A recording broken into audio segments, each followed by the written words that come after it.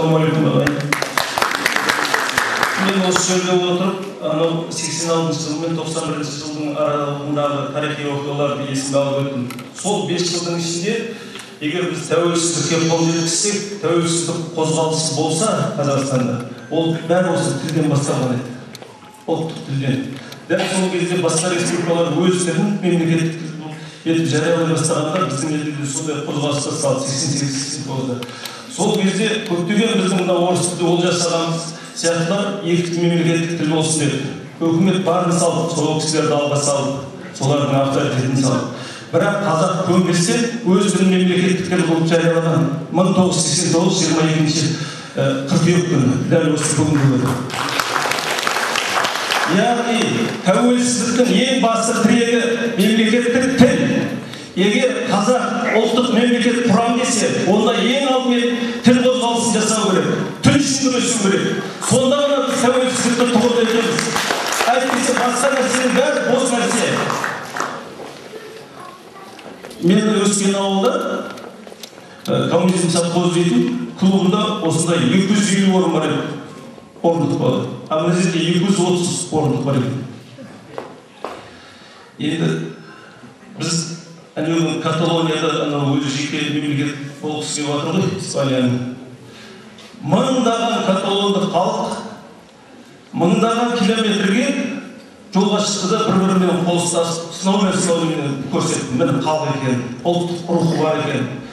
Ал біздің қазақ бүгін тек қана мына Алматыда емес, бүкіл Қазақстандағы ең ірі қалалар мен елді мекендердің ең үлкен Астана сияқты алаңдарында бүгін мемлекеттік тілді қолдау күнінің акциясын бәрі өткізу керек еді. Өкінішке орай басқаны қойғанда ең басты саламыз Алматыда және оның басшыларының көмегімен мынандай қаланың шетіндегі көп адам іздеп табылмай қалған бір жаңа залда өткізіп отырмыз. Оның өзін біз толтырамай отырмыз. Бұл жерде екі мәселе көрініп тұр. Жаңа Сәбитхан аға өте дұрыс айтты. Бірі биліктің көзқарасы, екіншісі қазақтың өзінің ең жағы. Билік мынау басында жаңағы сол тәуелсіздіктің рухымен жеке мемлекет болғаннан кейін, осы халық қоймағаннан кейін басында алғашқы конституцияны да қараңыз, тіл туралы заңдарды да қараңыз. Барлығында тек мемлекеттік тіл қазақ тілі болып жазылған. Бірақ 95 жылғы конституциядан бастап мемлекеттік тіл қазақ тілі дейді, астында орыс тілі ресми тіл болды. Екі тілге мүмкіндік берді. Мен айтысқан кезінде ол жасағанмен бірге бара жатырмыз. Кеңсайға шешесіне Құран оқуға. Сендер дейді, анау Шахановқа айтып деді маған. Сендер ұлттасыңдар деген сияқты әңгіме айтты маған. Бізде екі тіл мемлекеттік тіл. Бір тіл мемлекеттік тіл емес. Анау конституцияда қараңдар дейді. Иә. Ресми деген? Иә. Екінші, одан кейін 97-98 жылы мемлекеттік тіл туралы заң қабылдаймыз деді. Ол тіл туралы мемлекеттік тіл туралы заң болған жоқ. Қазақстан Республикасының тілдері туралы заң болды. Бұл бостан-босқа жасалып отыр ма? Белгілі бір саясатпен жасалып отыр. Орыс тіліндегі бір халық, бір тіл, бір елді басқару оңай. Россияның ықпалында бұрынғы жүздеген жылдар бойы отар болып келген елді сол орыс тілінде басқару оңай. Ұлттық мемлекет құру өте қиын. Билік қиын емес, жеңіл жағдайды таңдап отыр. После меня ход потоп дейді орыстың сөзі. Мен кеткеннен кейін күл болмасам гүл бол. Мен бар кезде тыныш отырғандар болып, ұлтаралық жанжал шығып кетпесін.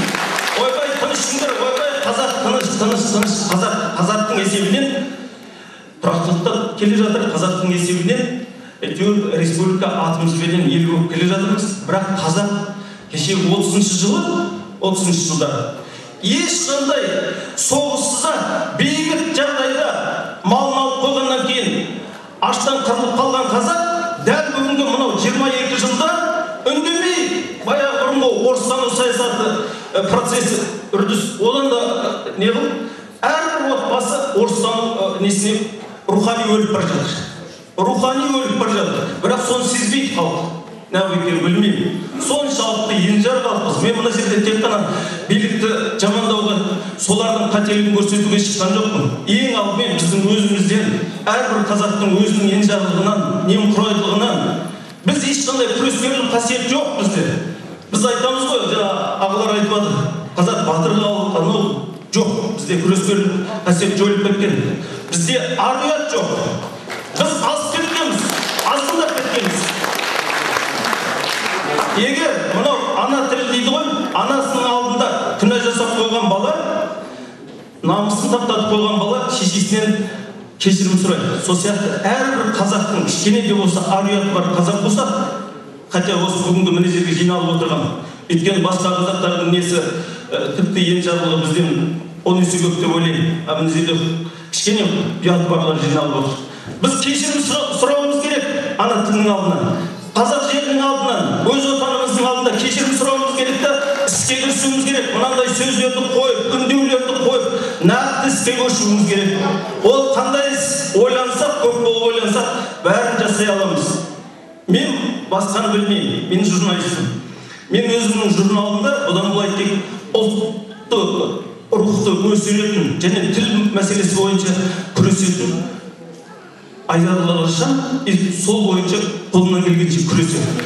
Дәл сол сияқты бүкіл Қазақстанда қанша аудандық газет, облыстық газет, қалалық газет, республикалық газет, журнал, немесе телеканал, немесе тағы басқа мына сайттар бар, блогтар бар. Егер бүкіл қазақ әрқайсысы неғып етін болса, тамшы тас жарады дейді ғой.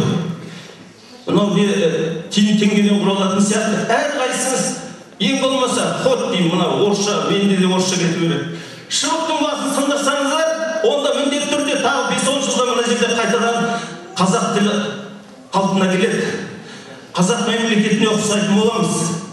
Ел болып қайтадан ес жиямыз. Ал қазір біз шашылып қалдық, етегіміз ашылып қалды. Ұят біздікі. Ұят.